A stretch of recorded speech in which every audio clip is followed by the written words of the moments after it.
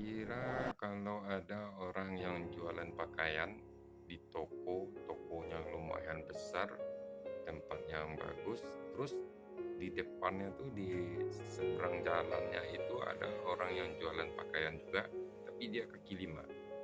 Kira-kira siapa yang mau beli ya guys? Yang punya penjualan yang banyak. Apakah si orang punya toko atau orang yang si kaki lima? Atau misalnya ada toko sepatu, orang punya jualan sepatu tapi dia punya toko. Terus di seberang jalan itu ada juga orang jualan sepatu, tapi kaki lima. Siapa kira-kira yang punya rezeki jual beli di situ? Atau ini aja deh, orang jualan nasi di restoran yang besar, restoran yang mewah, tapi di seberangnya tuh ada orang kampung saya yang jualan tuh, orang Padang, buka nasi ampera. Kira-kira mana yang mau dibeli orang? Kayaknya sama-sama jual beli deh. Si orang toko tadi yang jualan sepatu juga jual beli, orang kaki lima juga jual beli. Terus kalau ada yang orang jualan baju tadi, kayaknya orang jualan bajunya juga jual beli. Yang pedagang kaki limanya juga jual beli kok. Terus kalau orang jualan nasi tadi yang suka ke restoran, dia ke restoran. Kalau yang suka makannya di Ampera ya, orang dia juga makan di Ampera. Nah, ini yang mau saya terangin. Kalau kita mau buka usaha, kita mau takut dengan saingan, ya gak usah punya usaha aja deh. Itu contohnya kayak tadi, orang punya restoran mewah, tapi di seberangnya ada juga orang jualan nasi, jualan makanan nasi ampera misalnya, sama-sama jual beli. Jadi buat teman-teman yang mau buka usaha, kalau punya pikiran ketakutan seperti itu ya gak usah aja deh buka usaha, soalnya rezeki itu udah ada yang ngatur. Ini contohnya kayak tadi, ada orang yang suka ke toko sepatu. Ini yang kita pelajari, ini mindset orang pembeli. Salah seorang pembeli ini mau belanja nih barang kaki lima, ada yang satu lagi di toko.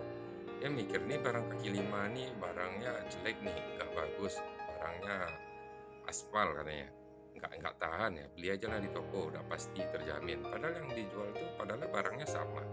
Satu lagi yang di kaki lima dijualnya murah di situ. Ada orang lagi yang mikir ngapain beli di toko, sementara di kaki lima itu harganya lebih murah dan barangnya juga sama kok. Jadi yang kita pikirin di sini adalah mindsetnya orang pembeli. Jadi kalau udah mindset orang pembeli itu ya terserah, yang suka ke toko, yang suka ke kaki lima, suka ke kaki lima. Suka ke restoran mewah ya silakan aja, yang mau makan ke nasi ampera, ya ada juga orang yang suka makan ke nasi ampera. Jadi kalau masalah kita punya mau usaha, mau dagang, mau buka bisnis, nggak usah pikirin dulu saingan. Yang penting kita jalan dulu. Yang paling saya suka itu pemikiran yang dibikin oleh seorang yang pendirinya Gojek. Tahu kan Gojek? Ya mungkin kalian yang di luar sana paling senang tuh memakai jasa dari Gojek. Soalnya kalau di sini nggak ada. Adanya tuh ojek pangkalan yang ada ya. Soalnya yang dijualnya sama Gojek itu adalah kebiasaan manusia yang nggak mau repot. Ya siapa yang mau ngantri? Ribet pasti bersih rumah. Panggil GoClean aja. Mau nggak sempat ngirim berkas ya pakai GoSend aja. Jadi yang dijual itu adalah kebiasaan kita. Jadi walaupun dia punya saingan, ada yang dari Maxim, ada yang dari Grab, yang lain, yang punya Gojek dapatnya ke Gojek. Yang punya dari Grab ya rezekinya ke Grab. Jadi nggak usah tuh terlalu dibikin kita stres yang nggak jadi kita melangkah. Soalnya kalau misalnya kita mau berubah, kita mau memperbaiki diri, walaupun misalnya dulu kita punya pendapatan sekali sebulan, ya nggak apa-apa, lanjut aja dengan sekali sebulan ya. Tapi kita harus bisa juga bikin kita punya pendapatan harian ya. Salah satu cara gampangnya itu emang di berdagang atau bisnis ya, kita manfaatin apa aja yang ada di sekeliling kita. Contohnya kayak gini, misalnya ada teman-teman OB di kantor, kerjanya bersih-bersih, yang disuruh-suruh pagi udah selesai bersih-bersih, disuruh pagi-pagi. Tolong beliin ini dong, sarapan ini, sarapan itu, sarapan orang yang di kantor. Pertanyaannya, kenapa sih OB yang tadi itu nggak dia yang jualan sendiri? Kalau dia yang jualan sendiri kan dia punya pendapatan income.